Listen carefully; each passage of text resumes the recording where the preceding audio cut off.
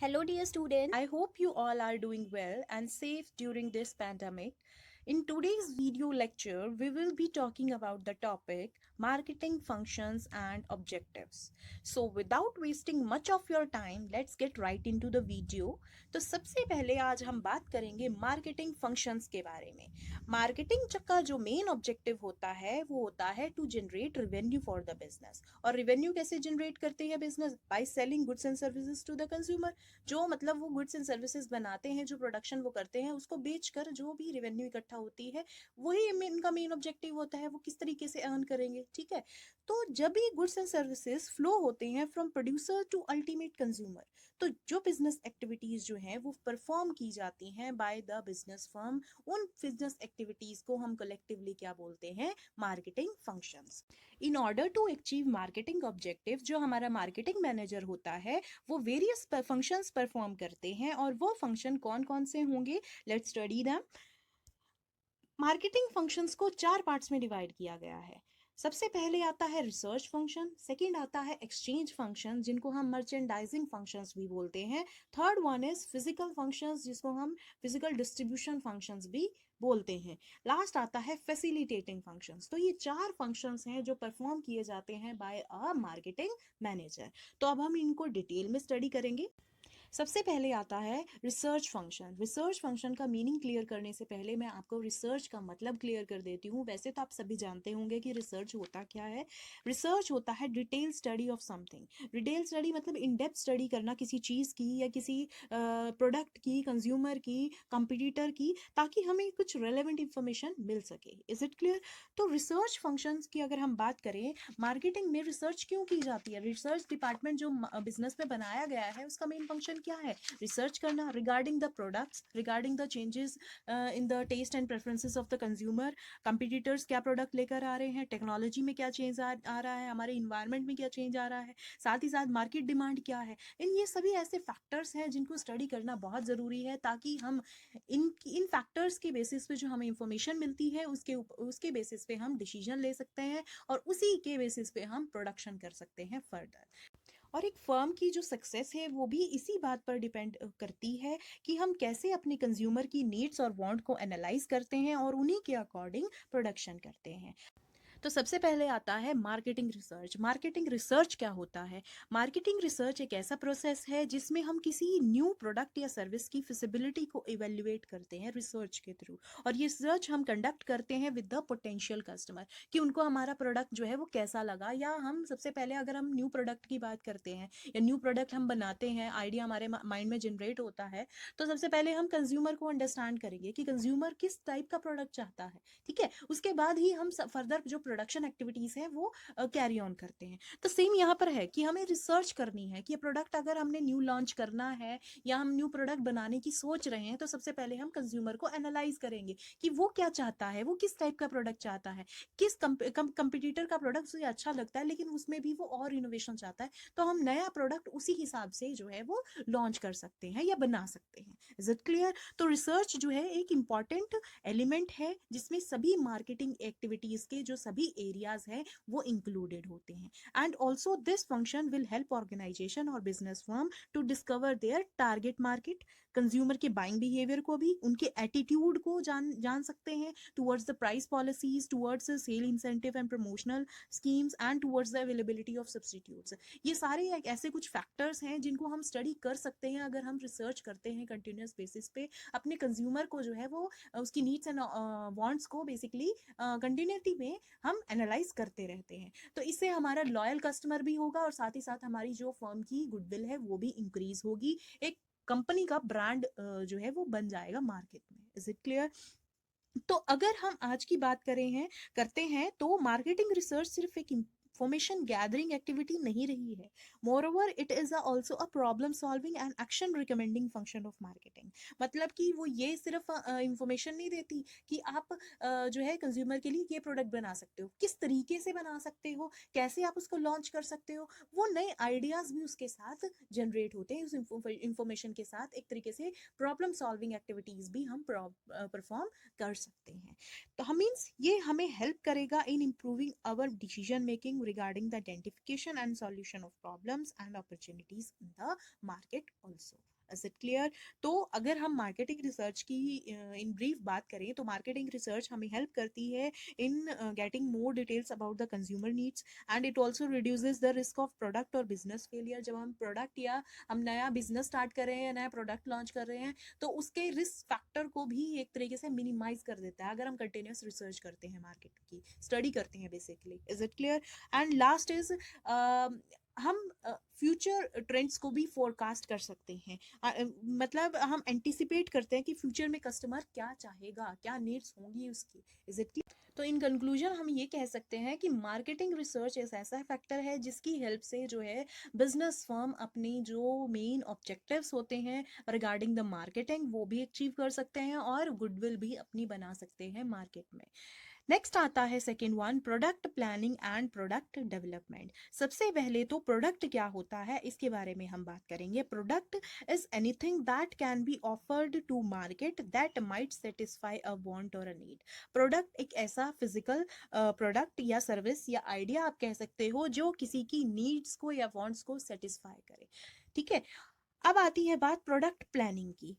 तो product planning का मतलब प्रोडक्ट की प्लानिंग. ठीक है, तो बेसिकली ये प्रोसेस स्टार्ट होता है विद द आइडिया जनरेशन कि प्रोडक्ट कैसा होगा और ये कंटिन्यू होता है till the same product is launched in the market. मतलब जब तक वो लॉन्च नहीं हो जाता मार्केट में तब तक की जो बीच की इन बिटवीन एक्टिविटीज होती हैं वो कहलाती है प्रोडक्ट प्लानिंग. एक आइडिया दिमाग में आया कि हमारा ये प्रोडक्ट बनना है, मतलब हमने प्लान किया, उसके बाद उसको लॉन्च किस तरीके से करेंगे, ये सारी एक्टिविटीज, ये सारा चीज हम प्लान करते हैं. तो इसीलिए इसको बोलते हैं प्रोडक्ट प्लानिंग. प्रोडक्ट प्लानिंग मतलब एक प्रोडक्ट के बारे में सोचना और उसको मार्केट में कैसे उतारना है. उन सभी एक्टिविटीज को हम क्या कहते हैं, उन सभी फंक्शंस को हम क्या कहते हैं जो मार्केटिंग मैनेजर परफॉर्म करता है, product planning. Is it clear? तो उस पीरियड के इन बिटवीन जितनी भी एक्टिविटीज होंगी वो प्लानिंग के द्वारा ही होंगी. और प्लानिंग कैसे होती है रिगार्डिंग द मार्केटिंग स्ट्रैटेजीज, चाहे वो प्रोडक्ट एक्सटेंशन या इंप्रूवमेंट की हो, डिफरेंशिएटेड डिस्ट्रीब्यूशन की हो, या प्राइजेस में कोई चेंज करना है या प्रमोशन से रिलेटेड हो, वो सब की सब जो है वो प्लान की जाती हैं for a successful launching of a product in the market. Is it clear? तो प्रोडक्ट प्लानिंग का आपको समझ में आ गया कि प्रोडक्ट प्लानिंग होता क्या है. अब एक एग्जाम्पल ले लेते हैं प्रोडक्ट प्लानिंग का. एक स्मॉल सेल फोन कंपनी है, वो अपने सेल फोन में न्यू एंड यूजफुल फीचर्स जो है वो डालना चाहती है जो उसके कंपटीटर्स के सेल फोन्स में नहीं है. ठीक है, हैंडसेट्स में नहीं है. तो ये क्या होगा, कंपनी यहाँ पर क्या करेगी, प्रोडक्ट प्लानिंग करेगी रिगार्डिंग दिस कि किस तरीके से हम नए फीचर्स को अपने फ़ोन में डाल सकते हैं. ठीक है, और कौन कौन से ऐसे फीचर्स होंगे जो हम इंक्लूड कर सकते हैं अपने हैंडसेट्स में और उनको फिर मार्केट में किस तरीके से लॉन्च करेंगे. और इन सभी एक्टिविटीज़ को प्लान किया जाता है कि सब काम कैसे होगा, कौन क्या करेगा. Is it clear? तो प्रोडक्ट में अगर न्यू फीचर भी ऐड करने हैं, उसको इम्प्रूव करना है या ना प्रोडक्ट ही लॉन्च करना है तो उसके लिए प्लानिंग की जाती है. Is it clear? तो उसको बोलते हैं प्रोडक्ट प्लानिंग. नेक्स्ट आता है प्रोडक्ट डेवलपमेंट. प्रोडक्ट डेवलपमेंट क्या होता है, डेवलप करना प्रोडक्ट को. ठीक है, डेवलप का मतलब क्या होता है, कैसे करोगे डेवलप, या तो उस प्रोडक्ट के जो एग्जिस्टिंग फीचर्स हैं लाइक डिजाइन या सर्विस उनको और ज्यादा एनहांस या इंप्रूव करना, या एंटायरली एक new kind of product market में उतारना that will satisfy the requirement of its end user that is customer. Is it clear? तो product planning and product development ये दोनों ही इंपॉर्टेंट फंक्शन है मार्केटिंग के. और मेन ऑब्जेक्टिव जो होता है इन फंक्शन का वो ये होता है to provide want satisfying product to the consumer so that their welfare as well as their standard of living can also be raised. Is it clear? तो रिसर्च फंक्शंस आपको क्लियर हो गए. रिसर्च फंक्शन में दो function आएंगे आपके, marketing research and product planning and development. Second function आता है एक्सचेंज फंक्शन. अब मार्केटिंग में एक्सचेंज का मतलब होता है ट्रांसफर ऑफ ऑनरशिप. ऑनरशिप तभी ट्रांसफर हो सकती है जब दो पार्टीज में कुछ चीज या किस कोई प्रोडक्ट जो है वो एक्सचेंज हुआ हो. ठीक है, उसमें ऑटोमेटिकली जो है ऑनरशिप ट्रांसफर हो जाएगी टू द पर्सन जिसने भी वो चीज खरीदी है in consideration of some amount. Is it clear? तो एक्सचेंज फंक्शन में दो सेपरेट फंक्शंस परफॉर्म किए जाते हैं, वो है बाइंग एंड सेलिंग, और दोनों ही बाइंग एंड सेलिंग कॉम्प्लीमेंट्री हैं टू द ईच अदर. इन फंक्शंस को हम मर्चेंडाइजिंग फंक्शंस भी बोलते हैं। क्यों बोलते हैं? बिकॉज इसमें सभी वो एक्टिविटीज इंक्लूड होती हैं जो डिमांड क्रिएट करती हैं मार्केट में, और साथ ही साथ उन प्रोडक्ट्स को अवेलेबल भी कराती हैं मार्केट में, ताकि हमारे जो कंज्यूमर हैं उनकी डिमांड्स को हम मीट कर सकें। एक्सचेंज फंक्शंस में 3 टाइप के फंक्शंस परफॉर्म होते हैं: बाइंग, असेंबलिंग एंड सेलिंग। सबसे पहले आता है बाइंग। बाइंग एक मोस्ट इंपॉर्टेंट फंक्शन है मार्केटिंग का, बिकॉज सभी मार्केटर इसको कैरी ऑन करते हैं, इसको फॉलो करते हैं, ठीक है, चाहे वो मैन्युफैक्चरर्स हो, होलसेलर हो या रिटेलर्स हो। अब बाइंग और सेलिंग जो है इनसेपरेबल है, एक के बिना दूसरा पॉसिबल नहीं है, एक की एफिशिएंसी दूसरे पे ऊपर ही डिपेंड करती है। तो मैन्युफैक्चर जो है वो क्या करता है, रॉ मटेरियल बाय करता है प्रोडक्शन के लिए, होलसेलर बाय करता है आगे रिटेलर को सेल करने के लिए, और रिटेलर बाय करता है कि वो कस्टमर को अल्टीमेट जो प्रोडक्ट है उसकी नीड के अकॉर्डिंग पहुंचा सके, या एक तरीके से उसको सेल कर सके। तो जो सक्सेस है मार्केटर का वो डिपेंड करता है उसकी एफिशिएंसी पर, कि किस तरीके से वो प्रोडक्ट को बाय करता है according to the customer choice, ठीक है। अब बाइंग में डिफरेंट एक्टिविटीज हम इन्वॉल्व करते हैं, जैसे कि हम रिक्वायरमेंट्स को एनालाइज करते हैं। जैसे जो रिटेलर है वो अपनी रिक्वायरमेंट्स किसको बताता है, होलसेलर को बताता है, तो होलसेलर आगे प्रोड्यूसर से उसी लॉट में बाय करता है। Is it clear? तो इस तरीके से रिक्वायरमेंट की डिटर्मिनेशन होती है, और रिक्वायरमेंट के अकॉर्डिंग ही आगे जो है वो ऑर्डर दिए जाते हैं। उसके बाद सोर्सेज ऑफ सप्लाई को एक तरीके से फाइंड किया जाता है कि हम अल्टीमेट कंज्यूमर को किस तरीके से प्रोडक्ट को सप्लाई कर सकते हैं। या अगर हम इन मार्केटर्स की बात करें, तो होलसेलर ये देखता है कि सबसे चीपेस्ट सोर्स ऑफ सप्लाई क्या होगा और मैं कैसे रिटेलर को गुड्स पहुंचा सकूंगा। नेक्स्ट आता है placing of order and receiving the product. These two functions are related to the customer, कि किस तरीके से वो ऑर्डर प्लेस कर सकते हैं कस्टमर अपने नीड के अकॉर्डिंग, एंड कैसे वो प्रोडक्ट को रिसीव करेंगे, ठीक है। तो ये फंक्शंस जो है वो बेसिकली बाइंग में इन्वॉल्व होते हैं।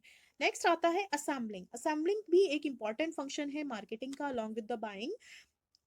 बाइंग के बाद आती है हमारी असेंबलिंग। असेंबलिंग के भी अब दो मतलब है। पहला मतलब ये है कि असेंबलिंग क्या होता है, किसी चीज को एकत्रित करना, इकट्ठा करना, ठीक है।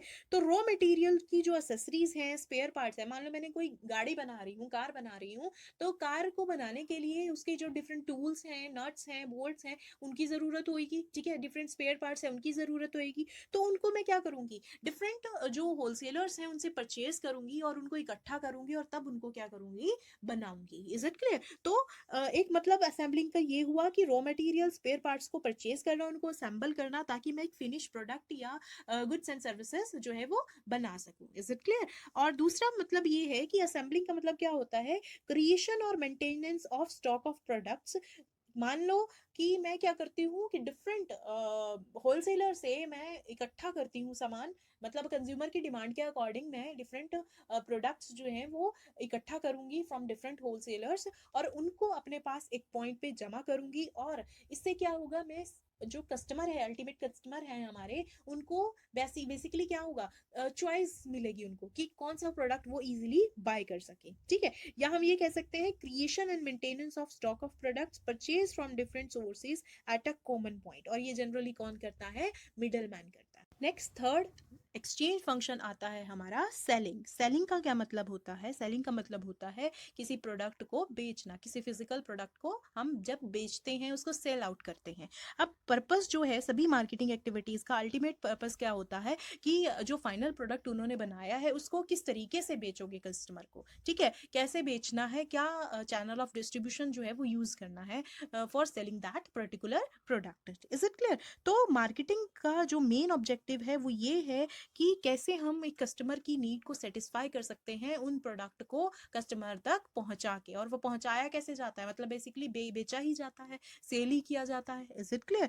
तो नाउ डेज जो सेलिंग है वो बहुत ही कॉम्प्लिकेटेड प्रोसेस या एक तरीके से फंक्शन बन चुका है मार्केटिंग का। क्यों बन चुका है? क्योंकि larger number of substitute available है उस सेम प्रोडक्ट के मार्केट में, क्योंकि हमारे कंपटीशन ही इतना ज्यादा बढ़ गया है, कंपटीटर ही मार्केट में इतने ज्यादा हैं, ठीक है। तो जो मार्केटर है उसको एक मार्केटिंग स्ट्रेटेजी डेवलप करनी पड़ेगी, ताकि ये जो अपना प्रोडक्ट उन्होंने बनाया है उसको वो इजीली सेल कर सकें। ठीक है, अब मार्केटर को अंडर सेलिंग कुछ सेवरल फंक्शंस परफॉर्म करने पड़ते हैं, और वो फंक्शन क्या है, जैसे डिमांड को क्रिएट करना, पोटेंशियल कस्टमर को ढूंढना, कौन से हैं पोटेंशियल कस्टमर, उनके उनके उनको परसुएड करना ताकि वो जो आपके प्रोडक्ट्स हैं आपने बनाए हैं उनको बाय कर सके, साथ ही साथ एक अच्छा चैनल ऑफ डिस्ट्रीब्यूशन जो है वो चूज करना जिसके थ्रू प्रोडक्ट्स की फ्लो जो है वो पॉसिबल है। Is it clear? साथ ही साथ कुछ एडवर्टीजमेंट करना और मार्केटिंग रिसर्च कंटिन्यूटी पे करते रहना ताकि आपको नई इंफॉर्मेशन मिले, और ताकि वो नई इंफॉर्मेशन के साथ आप प्रोडक्ट को और ज़्यादा एनहांस कर सकें अपने।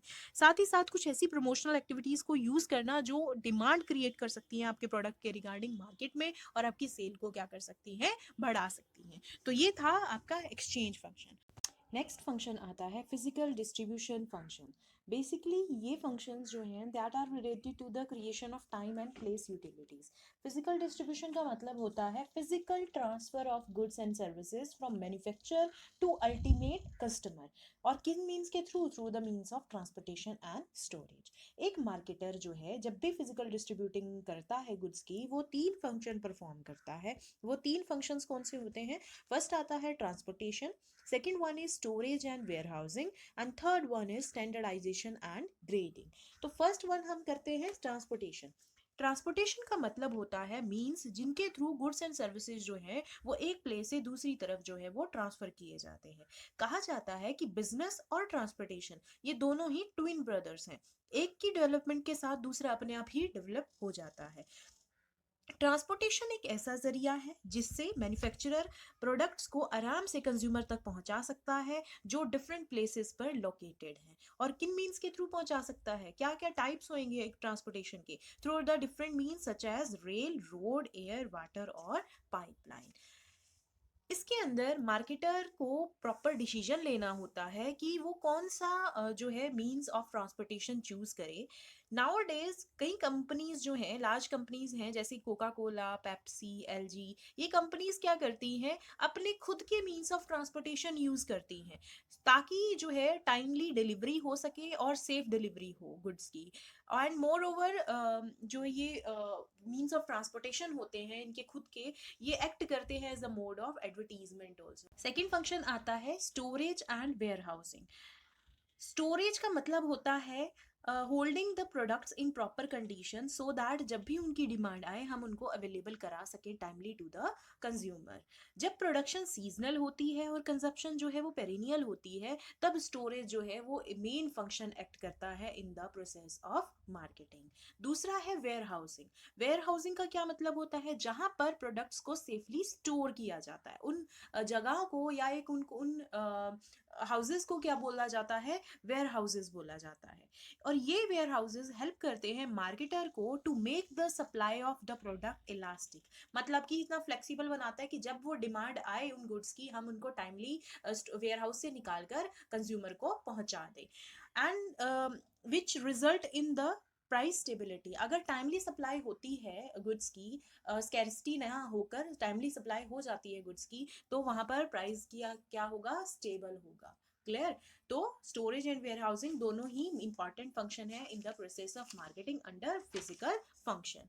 नेक्स्ट थर्ड वन आता है स्टैंडर्डाइजेशन एंड ग्रेडिंग। सबसे पहले पढ़ेंगे स्टैंडर्डाइजेशन के बारे में। स्टैंडर्डाइजेशन क्या होता है? Setting standard of quality. Product की क्वालिटी के स्टैंडर्ड्स जो है वो फिक्स किए जाते हैं ताकि जो है हम कंज्यूमर को एक अच्छा क्वालिटी का प्रोडक्ट जो है वो प्रोवाइड करें। अब स्टैंडर्डाइजेशन बेसिकली ये श्योर करती है कि कंज्यूमर को जो प्रोडक्ट्स दिए जा रहे हैं या जो उसने परचेज किए हैं that are pure and uniform in quality as well as in the performance. और मार्केटर जो है वो वेरियस स्टैंडर्ड फॉर्म्स यूज करते हैं फॉर देयर प्रोडक्ट्स, और वो स्टैंडर्ड फॉर्म्स क्या है? ISO, ISI, AG mark, quality mark etcetera. इन मार्क्स, ये बेसिकली ये जो मार्क्स होते हैं ये दर्शाते हैं कि प्रोडक्ट जो है वो अच्छी क्वालिटी के हैं, स्टैंडर्ड क्वालिटी के हैं। क्लियर? सेकंड आता है ग्रेडिंग। जो ग्रेडिंग है और स्टैंडर्डाइजेशन है, ये दोनों ही आपस में, दोनों ही टर्म्स को क्लोजली रिलेटेड है।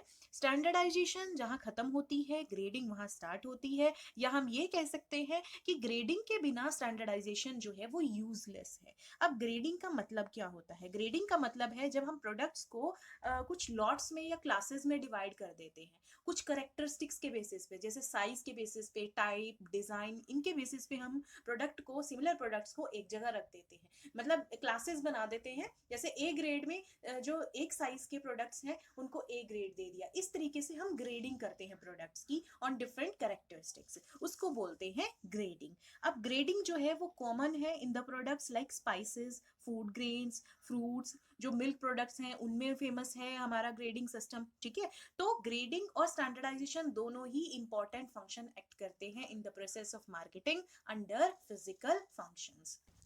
नेक्स्ट मार्केटिंग फंक्शन आता है फैसिलिटेटिंग फंक्शन। फैसिलिटेटिंग फंक्शन क्या होता है? The activities which supports the marketing process and make it easy and systematic, उन फंक्शंस को बोला जाता है फैसिलिटेटिंग फंक्शंस। फैसिलिटेटिंग का मतलब जो सपोर्ट करते हैं मेन फंक्शन को, उसको बोलते हैं फैसिलिटेटिंग फंक्शंस। इसमें हम 7 फंक्शंस के बारे में बात करेंगे। पहला आता है ब्रांडिंग। ब्रांडिंग एक ऐसी मार्केटिंग प्रैक्टिस है जिसमें कंपनी एक नेम, सिंबल या डिज़ाइन क्रिएट करती है जो कि कंपनी को ही बिलोंग करता है और इसको इजीली हम आइडेंटिफाई कर सकते हैं। And moreover this brand is created to differentiate the company from product from that of competitor. मतलब कि एक तरीके से ब्रांड क्रिएट क्यों किया जाता है? ताकि जो डिफरेंट कंपिटिटर्स के प्रोडक्ट हैं, सिमिलर कंपिटिटर्स के प्रोडक्ट हैं, उनमें से आपका प्रोडक्ट जो है वो डिफरेंशिएटेड लगे, अलग लगे, ठीक है, ताकि आपका कस्टमर जो है वो उसको पहचाने और उसको बाय कर ले। अब आपने डिफरेंट ब्रांड्स के बारे में भी सुना होगा, like Tata, Bata, LG, Pond's, Lakme, etcetera. They are very popular brands in the market nowadays. To ensure success in market, company जो है वो branding as a important function in marketing use करती है, which further helps them in distribution of goods in a wider market. Next facilitating function आता है packaging. अब packaging क्या होता है? पैकेजिंग का मतलब है द रैपिंग और bottling of products to make them safe from damage during transportation and storage. ये क्या करता है? एक तरीके से जब भी गुड्स जो है एक प्लेस से दूसरी प्लेस पर पहुंचाए जाते हैं, तो गुड्स को बड़े बड़े पैकेजेस में, बॉक्सेस में, वुड में, क्रेट्स में, इनमें डाला जाता है, बड़ी बड़ी बोटल्स में डाला जाता है, ताकि जो डिलीवरी हो प्रोडक्ट की तो वो सेफ डिलीवरी हो, ठीक है। और साथ ही साथ पैकेजिंग जो है हेल्प करती है in identifying, describing and promoting the product also. More over जो पैकेजिंग है वो एक इंपॉर्टेंट रोल प्ले करती है in the buying decision by the consumer. Consumer जो है उनको गुड पैकेज प्रोडक्ट्स ही बहुत ज़्यादा अच्छे लगते हैं। कई बार तो ये होता है कि प्रोडक्ट्स जो है वो वही डिमांड करते हैं जिन प्रोडक्ट्स की गुड लुक्स हो और यूजफुल पैकेजिंग हो। So we can say that packaging has become an important function of modern marketing. Third point आता है under facilitating function is pricing. किसी भी प्रोडक्ट का प्राइस डिटरमाइन या फिक्स करना एक इम्पॉर्टेंट फंक्शन है किसी भी मार्केटिंग मैनेजर का। एक sound pricing policy important role play करती है in selling of that product in the market. आज के टाइम पे ये बहुत ज़्यादा ज़रूरी हो जाता है कि हम जो प्राइस फिक्स करते हैं, एक बिजनेस फर्म जब प्राइस फिक्स करता है तो वो बहुत ही सोच समझकर जो है वो एक प्रोडक्ट का प्राइस फिक्स करे। बिकॉज जो प्राइस है प्रोडक्ट का वो आज के टाइम पे कंपटीटिव वेपन की तरह यूज़ किया जाता है by different marketers in the market. जब मार्केट में क्लोज सब्सटीट्यूट प्रोडक्ट अवेलेबल हो, तब प्रोडक्ट के प्राइस को फिक्स करना बहुत ही ज़रूरी हो जाता है। One wrong decision can cause heavy loss to the demand of the product, and moreover it can also affect the profit element as well as the successful functioning of the company also। तो ये ज़रूरी हो जाता है marketing के लिए कि वो सभी फैक्टर्स को ध्यान में रखकर ही जो प्रोडक्ट है उसका प्राइस फिक्स करे। नेक्स्ट पॉइंट आता है फाइनेंसिंग। अब फाइनेंसिंग के अंदर हम पढ़ेंगे अबाउट द फाइनेंस फंक्शन। अब एडिक्वेट फाइनेंस की ज़रूरत होती है by every business organization in order to carry on its marketing activities. तो लार्ज ऑर्गेनाइजेशन को फंड्स की बहुत ज़्यादा ज़रूरत होती है in order to hold the stock as well as to meet the cost of marketing also. And moreover they also need short term finance की क्यों ज़रूरत होती है, ताकि वो अपनी क्रेडिट फैसिलिटीज़ जो है वो प्रोवाइड कर सके टू देयर रेगुलर बायर्स। मतलब कि जब भी वो अपने रेगुलर बायर्स को सेल करते हैं तो वो क्रेडिट टर्म्स पर उनको सेल कर सके। कोई भी कंपनी अपनी खुद की कैपिटल पर ही निर्भर नहीं रह सकती। They have to arrange finance from for themselves, and that's why many companies like Coca-Cola, Hindustan Lever Limited, Maruti Udyog, Liberty Shoes, Bajaj Auto Company, etc. have accepted the huge deposits for granting the selling rights of their products। मतलब कि वो क्या करते हैं यहाँ पर कि वो फ्रेंचाइजेस देते हैं लोगों को, या एक तरीके से उन एंटरप्रेन्योर्स को जो उनके बिजनेस को जो है एक्सपैंड करना चाहती हैं, तो उनको वो क्या करते हैं, एक ऑथराइज डीलरशिप दे देते हैं या फ्रेंचाइजी देते हैं या उनको एजेंसी ग्रांट कर देते हैं, जिसके इन रिटर्न वो उनसे क्या लेते हैं, ह्यूज डिपॉजिट्स लेते हैं। तो एक ये ज़रिया है जिससे वो फंड्स अरेंज कर सकते हैं for meeting their marketing activities.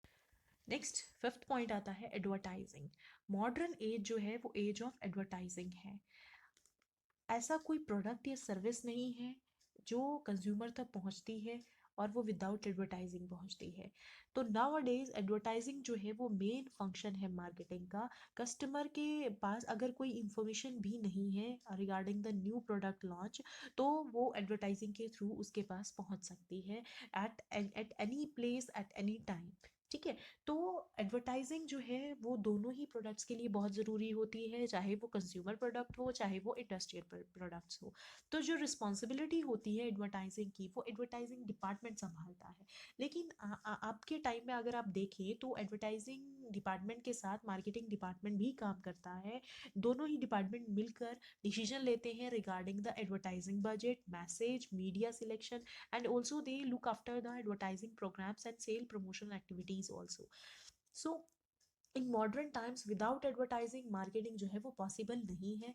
And at the conclusion we can say that advertising जो है वो एक इम्पॉर्टेंट फंक्शन है मार्केटिंग का। Next point is risk bearing.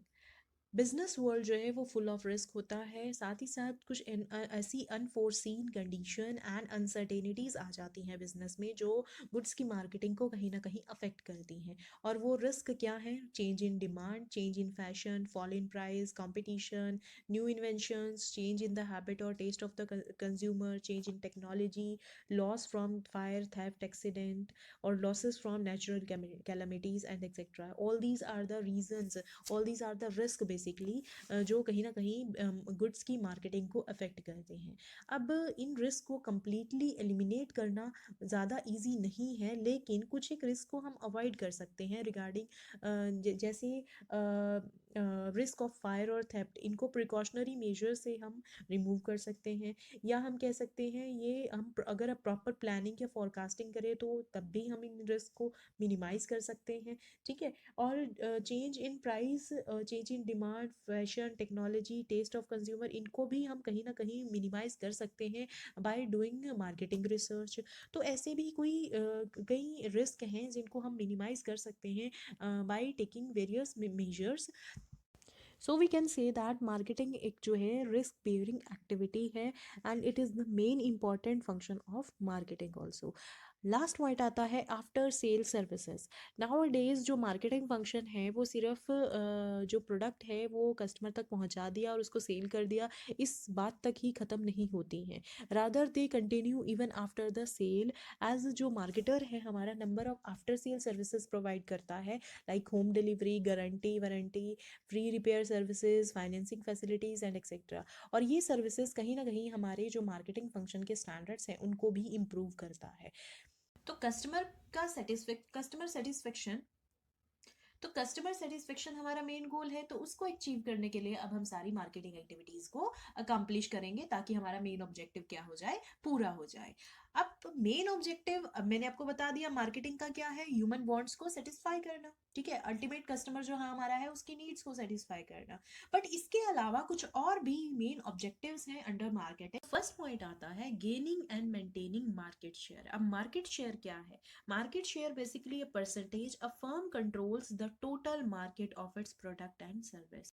Total जो मार्केट है उसमें आपकी कंपनी का कितना हिस्सा है, that is known as market share. कितना शेयर आपने एक्वायर किया है टोटल मार्केट का, उसको हम बोलते हैं मार्केट शेयर। अब इस मार्केट शेयर को हमने और ज्यादा एक्सपैंड करना है और साथ ही साथ इसको मेंटेन करके भी रखना है। अब कंपनी जो है मार्केट शेयर को इंक्रीज कर सकती है, वो कैसे कर सकती है? थ्रू इनोवेशन कर सकती है, by strengthening the customer relationship and by hiring the smart practices.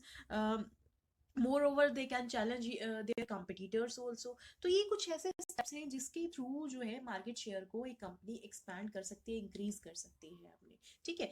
Second main objective आता है मार्केटिंग का, वो ये है कि जो प्रोडक्ट है वो एक ही मार्केट तक सीमित ना रहे, या मार्केटर जो है अपने प्रोडक्ट्स एक ही मार्केट में ना बेचे, बल्कि वो दूसरे मार्केट्स को भी एक्वायर करे, जिससे जो है एक बिजनेस की ही ग्रोथ होगी और साथ ही साथ उसकी अगर सेल इंक्रीज होगी तो प्रॉफिट्स भी इंक्रीज होंगे। अल्टीमेटली जो गुडविल है फर्म की वो भी ऑटोमेटिकली राइज हो जाएगी। तो ये एक बेस्ट ग्रोथ स्ट्रैटेजी है जिससे अपने प्रोडक्ट को हम दूसरे मार्केट्स में भी लॉन्च कर सकते हैं। थर्ड पॉइंट आता है raised standard of living. Raising living standard of society. कैसे सोसाइटी के लिविंग स्टैंडर्ड को हम इंक्रीज कर सकते हैं? By providing good quality of branded products at reasonable rates. And more over जो मार्केटिंग है उसमें जो है बहुत सारी ऐसी जॉब्स होती हैं जिसके लिए हमें लोगों की ज़रूरत होती है, तो ये जॉब अपॉर्चुनिटी भी एक तरीके से प्रोवाइड करती है। देयरफॉर जो सोसाइटी है वो अपने स्टैंडर्ड ऑफ लिविंग को भी इंक्रीज कर सकती है by earning from these jobs. Next fourth point आता है business growth with sufficient profits. Business को इतने सफिशिएंट प्रॉफिट्स अर्न करने चाहिए ताकि उसकी जो ऑर्गेनाइजेशनल ग्रोथ है वो रुके ना, और and it can also survive in the competitive market also. Next main objective आता है customer satisfaction and creation. Customer satisfy कब होते हैं? जब वो खुश होते हैं। और वो खुश कब होंगे? जब वो हमारे प्रोडक्ट्स के जो हमने उनको प्रोवाइड किए हैं, गुड सर्विसेज जो दी हैं, उनसे अगर वो खुश हैं और उनकी नीड्स और वांट्स के अकॉर्डिंग ही हमने उनको जो है गुड्स या सर्विसेज जो है वो प्रोवाइड की है। तो ये चीज़ एनालाइज करना भी बहुत ज़रूरी है बाय द मार्केटर, क्योंकि कस्टमर ही अभी मैंने स्टार्टिंग में भी बोला था जब मैंने प्रीवियस वीडियोस में आपको मीनिंग क्लियर किया था मार्केटिंग का, कि मार्केटिंग जो है वो एक कस्टमर ओरिएंटेड प्रोसेस है। तो कस्टमर ओरिएंटेड यानी कस्टमर की नीड के अकॉर्डिंग ही यहाँ पर प्रोडक्शन की जाती है। मॉडर्न मार्केटिंग तभी पॉसिबल है अगर आप कस्टमर को जो है एनालाइज करते हो प्रॉपरली, उसकी नीड्स एंड वांट्स को अच्छे से स्टडी करते हो। तो कस्टमर सेटिस्फेक्शन जो है वो मेन ऑब्जेक्टिव होता है किसी भी मार्केटिंग फर्म का। इसी के साथ आता है कस्टमर क्रिएशन। अब मार्केटर को ये एफर्ट्स भी करने चाहिए, उसका ये और मेन ऑब्जेक्टिव भी रहना चाहिए कि वो किस तरीके से न्यू कस्टमर को अट्रैक्ट करे, और न्यू कस्टमर को अट्रैक्ट किया जा सकता है through aggressive promotion mix. Next main objective आता है मार्केटिंग का to provide guiding principle and supply analytic judgement. इसका मतलब है कि जो मार्केटर है उसको जो है गाइडिंग प्रिंसिपल्स और policies that are related to different marketing activities जो है इसके बारे में इंफॉर्मेशन सप्लाई कर दी जानी चाहिए, ताकि उसको पता हो कब क्या करना है और कैसे जो मार्केटिंग एक्टिविटीज़ हैं वो परफॉर्म होनी है और इम्प्लीमेंट होनी है, सो दैट जो मार्केटिंग वर्क है वो ज़्यादा स्मूथ चले। And furthermore they should also supply factual judgement जो कि ज़रूरी है while dealing with the different marketing problems. Last function आता है, लास्ट मेन ऑब्जेक्टिव आता है, सॉरी, सोर्सेज ऑफ इंफॉर्मेशन। अब इसमें क्या है कि जो मार्केटिंग रिसर्च है वो कंटिन्यूटी में होनी चाहिए, ताकि जो प्रॉपर और एक्यूरेट इंफॉर्मेशन है रिगार्डिंग डिफरेंट मार्केटिंग प्रॉब्लम्स वो मार्केटर को प्रोवाइड कर दी जाए, ताकि टाइमली उनके लिए सॉल्यूशन जो है वो ढूंढ लिए जाए। And further this it will make the decision making process more effective. So that's all about the marketing objectives. See you in the next upload. Thank you.